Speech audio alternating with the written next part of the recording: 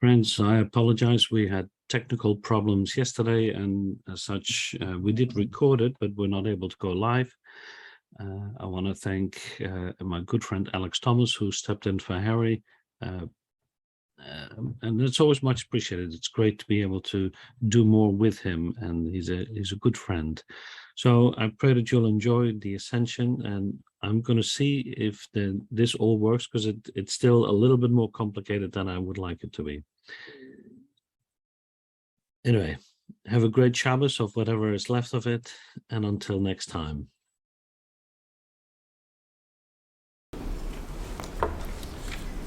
We have three readings for this evening. First reading from the Gospel of Mark, chapter 16, verses 19 and 20. So then, when the Lord Yeshua had spoken to them, he was received up into heaven and sat down at the right hand of God. And they went out and preached everywhere, while the Lord worked with them and confirmed the word by the signs that followed. Gospel of Luke, verse chapter 24, verses 50 to 53. And he led them out as far as Bethany, and he lifted up his hands and blessed them. While he was blessing them, he parted from them and was carried up into heaven. And they, after worshipping him, returned to Jerusalem with great joy, and were continually in the temple praising God. Third reading is from the book of Acts, chapter 1, verses 9 to 12. And after he had said these things, he was lifted up while they were looking on, and a cloud received him out of their sight. And as they were gazing intently into the sky while he was going, behold, two men in white clothing stood beside them. They also said, Men of Galilee, why do you stand looking into the sky? This Yeshua, who has been taken up from you into heaven, will come in just the same way as you have watched him go into heaven. This is the word of the Lord. Amen. Thank you.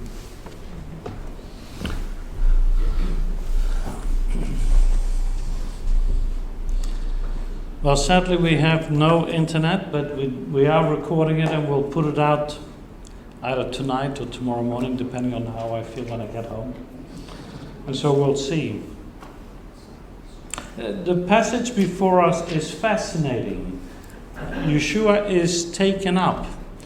If there is one of those events that you would want to be at, this would be one of those moments. Earlier we talked about the appearances, and so when he appeared on the Emmaus Road, that'd be one of those Bible studies that I would like to attend. But this moment when you can see him go, suddenly enveloped in glory. You'll forgive me, I'm going to do this a little bit more roundabout, and I'm going to do this in two parts. And so it's a little bit more confusing than normal, but I'm sure you're all smart. You'll figure out where I'm going. Yeshua always had glory.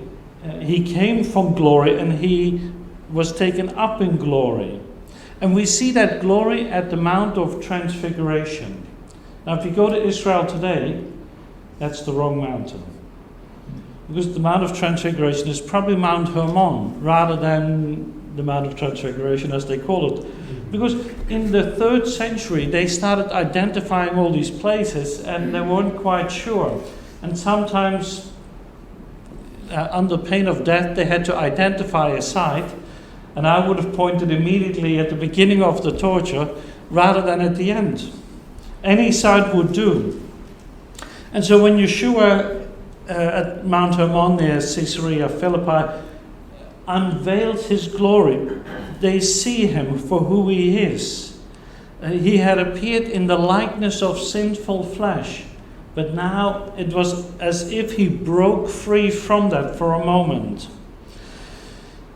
And he truly has a glorified body. We too will receive something like his body, but we will never be like him. We will be something like him because he is the God-man. And we will never be little gods. We will just be glorified people. Glorified because of the work he has done. And so we should make a distinction between what his resurrected body could do and what ours may be able to do. And sometimes I say jokingly, because some people say, oh no, whatever he could do, we can do. I always say, well, I want to be second in line to the guy who works for us, who is first in line to walk through the wall, just in case it doesn't work. Because we don't know what our body will be like. We know it will be glorified, but what can it do then? We don't know. Yeshua, being God, could do much more than we. And so his body was always incorruptible and immortal. And so his glorified body may well be different than ours. And I partially base that on the book of Revelation. In chapter 1, verses 12 to 16, we see a picture that John paints of the resurrected Messiah. But John doesn't mention the wounds. He doesn't indicate whether they're there or not. And so we don't know. So in that sense, we too have to wait. We know we'll recognize one another. After all, they recognized Moses and Elijah, who they never had met. Now, if they recognize those two, we'll recognize each other. And some of you might want to run a long way from where I am, but that's okay. Yeshua appeared in various times and in various forms to them. And sometimes they recognized him in the resurrection. Mary did not recognize him immediately. Neither did Cleopas and his friend, his mate, his wife, who knows who was traveling with him. Even at the beginning, the 11 disciples did not recognize him. And that's because we have not seen Yeshua in the fullness of his glory. Because if we did, we would be like John, falling dead on our face. And that's what the preview is that we see when he is taken up into glory. He no longer hides his glory, but from that moment is taken into glory. And that's because God set his stamp of approval on him. He had done that before by saying, "This is my beloved Son, in whom I am pleased." So here too, he is now taken into glory. And he does that for us. Because if he wasn't going, there would be no place for us in heaven. Now sometimes we say he's a carpenter, but I'm not sure he's building a little wooden shack for us in heaven. Carpenters back then were more stonemasons rather than carpenters. And so he's building a temporary place for us, a sukkah, if you will. And he was doing that from the moment he was leaving and going into glory, as we read in Luke 24, that he led them out as far as Bethany. Now, where's Bethany? It's on the map. Yeah. It's fascinating. It's on not the Jerusalem side facing hill, but on the other side. This is where they come together. They had been in Galilee, they now come back to Jerusalem, and from there he departed. He went up into heaven. And heaven received him. So at some stage during the Ascension, he was taken up in glory, only to sit there at the right hand of God. And the disciples just stand there looking. What's happening? It's a phrase that is often misunderstood, because there are many people who teach that Yeshua is coming back to the Mount of Olives. Well, that's true. In Zechariah, there is a connection there, but it doesn't say that here. It says, in like manner will he come. How did he go? In glory. How will he come back? In glory. And it might not be here as the first stop. This might be stop number 2 or 3. We don't know. The Ascension took place near Bethany on the lower east side of the map. In the early 2nd century, another Jewish revolt happened. You're familiar with it, I hope. If not, Rabbi Akiva appointed somebody else to be the Messiah, and that caused a national revolt. The Jewish people were kicked out of Jerusalem and much out of Israel.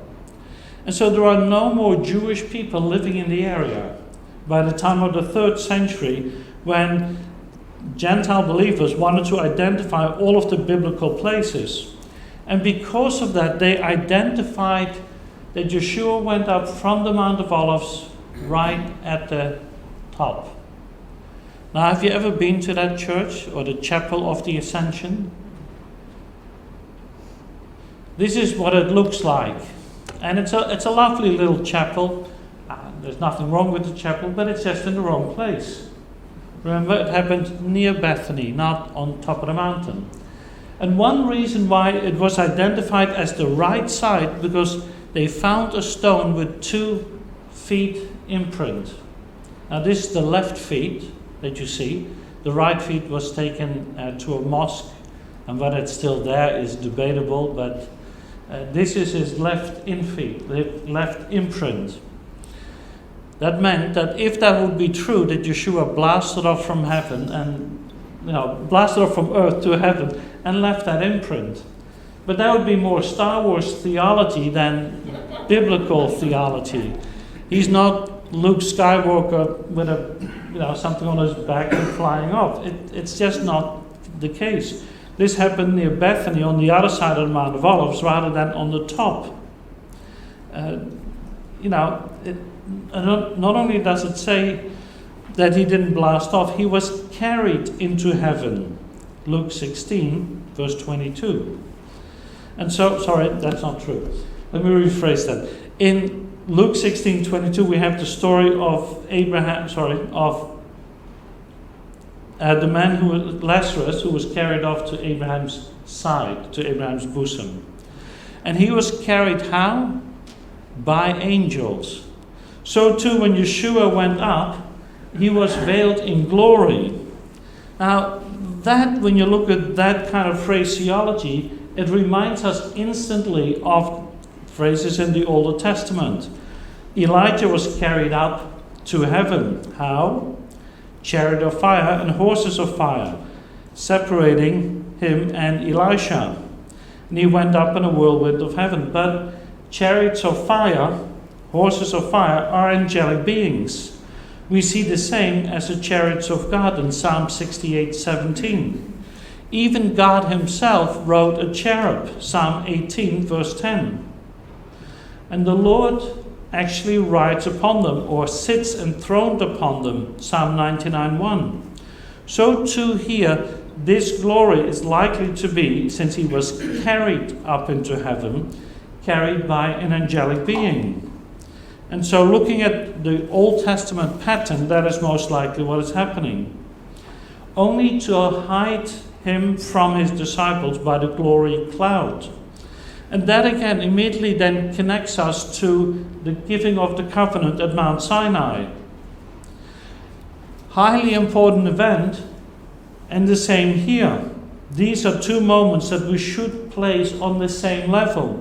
There's a covenant made, and here too, something is done for us. And he will return in that same cloud, the angel said. And Yeshua had already said that. Then will appear the sign in heaven, the sign of the Son of Man.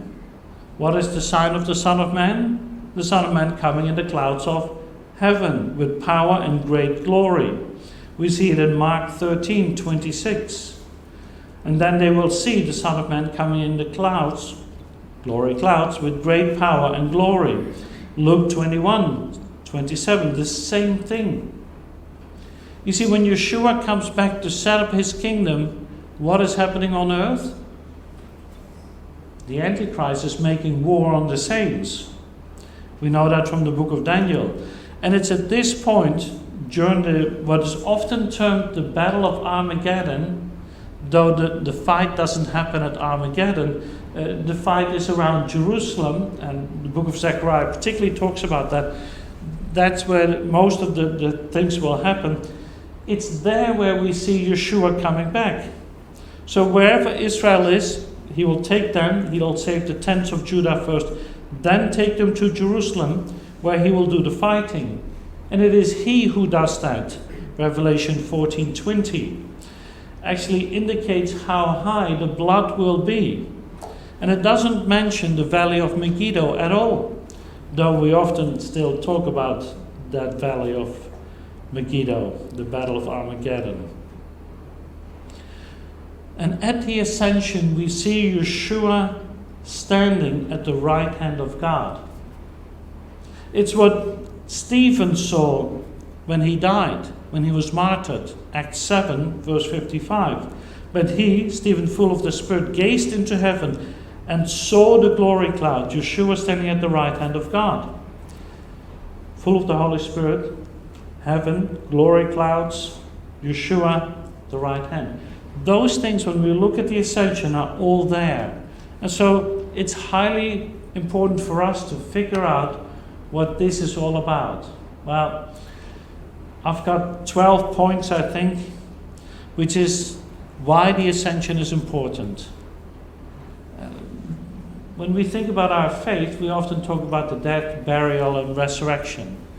But the Ascension also delivers a real punch.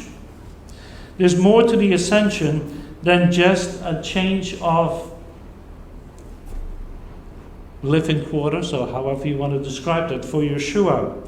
It is the crowning event of his exaltation. It is so important for us and for him, because through that we understand what he is calling us to do. The Ascension is the end of his earthly ministry for the first coming. And it means that the Father accepts him. The Father and the Son are now together. And he will not return until the Father says, "Go," and start the millennial kingdom. As such, the Ascension marks the return of his heavenly glory. He now is in full glory. That which had been veiled all the time while he was on earth, except for that brief moment at the Transfiguration. Till then, no one had seen the fullness of his glory, but one day we will. It marks the exaltation of Yeshua. Ephesians chapter 1, verse 20 to 23. We see that he receives, as he is received up into heaven, he receives full glory, which he brought about in Messiah when he raised him up from the dead and seated him at the right hand in heavenly places, far above all rule and authority and power and dominion, and every name that is not named, and only in this age, not only in this age, but also in the age to come. And he shall put all things in subjection under his feet. And he gave him as the head of the body of Messiah, which is his body, the fullness of him who fills all in all. Sometimes you'll hear that it's the head of the church. But the church is comprised of believers and unbelievers. But he's the head of all believers. And he's given a name above all other names. Philippians 2:9. And for this reason also God highly exalted him and bestowed upon him the name which is above every other name. Now that's strange, because we know already his name. His name is Yeshua.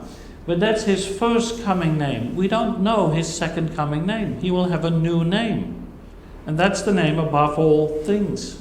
Yeshua means salvation. He came to save us. That was his message. But when he comes back, he'll come to rule over us. And so we will have to see. Number 3, the Ascension affirms what Yeshua said. I go to the Father. John 14:28. And because he goes, he will also come. And so we can trust that he is doing the will of the Father. And because of the Ascension, he's preparing a place for us. And I'm excited about that. I don't know about you, but I'm kind of happy about that. I like my place, it's nice, but I suspect that the weather will be better up there than here. I was going to say it's above the clouds, but that's not quite true. It's in the clouds, in the glory clouds. And it marks his headship that is over the church, over the body of believers. The Messianic community, Colossians 1:18, he's also the head of the body, the church. And he is the beginning, the firstborn from the dead, so that he himself will come to have first place in everything. This is the place where that Yeshua should have. One of the easiest ways to identify a cult is when you hear them say something, well, yes, but, about Yeshua. And that's one of the really simple ways to look at it. Do they deny the triune nature of God, and do they reduce Yeshua? He is the head. He's the beginning from the end. He's the firstborn. And he will have first place in everything. Well, if they place Yeshua there, you're probably in good company. You might still differ over some things, and that's okay. Number 6, it means that there's a man sitting at the right hand of God the Father. Well, it's the God-man, to be more precise.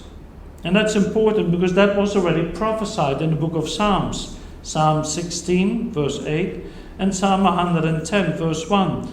The Lord said unto my Lord, the covenant name said unto my Sir, my Master, sit at my right hand until I make your enemies your footstool. Yeshua was exalted to the right hand of God, and all things will go into his subjection. Everything will become a footstool for him, and particularly his enemies.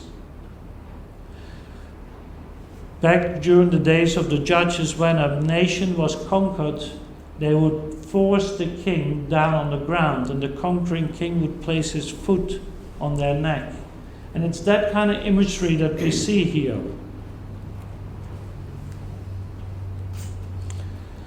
It begins the high priestly ministry of Yeshua, because up to that time he had been the prophet. Now it's true that the Messiah will serve in 3 offices, prophet, priest, and king, but not all simultaneously. He's no longer the prophet, because prophecy will cease. He knows all things, there's no more prophecy for him. He will still fulfill prophecy, but he knows all things at this point. But he started a new ministry, that's his priestly ministry in the order of Melchizedek. And that means that he's making intercession for you and me.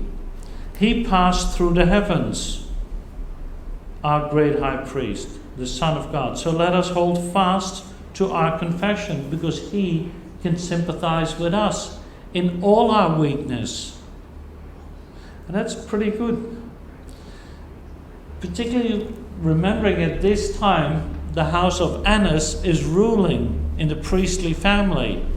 And they were one of the most corrupt priesthoods. So Yeshua passed through the heavens. When did he do that? At the Ascension, when he went up. This is when he became our sympathetic high priest. This is when he became the mediator of the new covenant. Yeshua told them that he was going to give the Spirit in John 16, verses 7 to 16. And he would go so that he would be able to send another helper, that is the Spirit of truth. Now it's important to realize it is the Spirit of truth who will lead us in all truths. And so we need to seek out what is true and ignore that which is false. Rebuke it even. In the Ascension, Yeshua went to heaven, which makes him the forerunner of many more to come. He enters as first in the order of Melchizedek, and we are to follow. We are priests and kings serving him until from that day on when we are called up. At the moment we're not quite there. Number 10. Number 10 is a theological position. Sometimes it's called positional truths amongst theologians. It's kind of let's make this complicated. It's not complicated.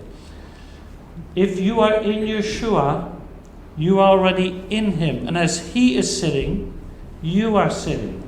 Now, you might not feel like it, because we're still on earth. But God views us through Yeshua. And so he doesn't view us here. He views us in Yeshua, who's already seated in heavenly places. Ephesians 2:6. And he raised us up with him and seated us with him in heavenly places. And so we are there. Therefore, we have a ministry already like him. What's our ministry? Well, if he's our high priest, that position is taken, but we are priests. We are to pray for one another, serve one another, make intercession for one another. Just as Old Testament priests were given gifts, so too we are given gifts. And at the Ascension, he gives spiritual gifts to the body. Ephesians 4:7-11. And he gave gifts to men. That's his body. And we don't all have the same gifts. We don't all have intercession or celibacy. That's true. But we all have a gift. You might not know what it is. Pray about it. Ask God to confirm it. Look what God is doing in your life. And most likely you're already acting in it. You have a gift, I have a gift, and some of us will have multiple gifts. But whatever you do, don't be like the disciples. He's gone. He's gone. No. Do the calling that you have. That's our calling. Number 12, this is the last one.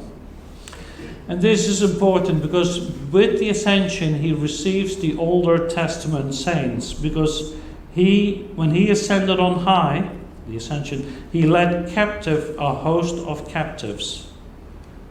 He took those that had been kept in Abraham's bosom up to heaven. And so Abraham's bosom was emptied out.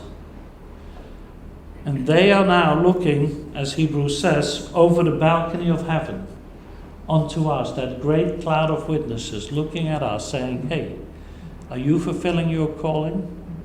They're an encouragement to us as we read about their lives. And so I hope that we can be an encouragement to the next generation. Well, you have been given a gift, so what is it that we need to do? Stop staring at our belly button or at heaven, but do fulfill your calling. That's what we are called. You have it, I have it, and until he calls us home, let's be about his business. Amen? Yevarecha Adonai v'yishmerecha, Ye'era Adonai panav alecha v'chunecha, Yisa Adonai panav alecha, v'yasem lecha shalom. The Lord bless you and keep you. The Lord make his face shine upon you and be gracious to you. The Lord turn his face toward you and give you peace. Amen. Well, normally I would say thank you for watching online. And we'll load that up, and so you'll see that, but it's okay. When you do leave, please do so quietly. Please be a good neighbor, be a good mensch. There is a donation bag at the back, and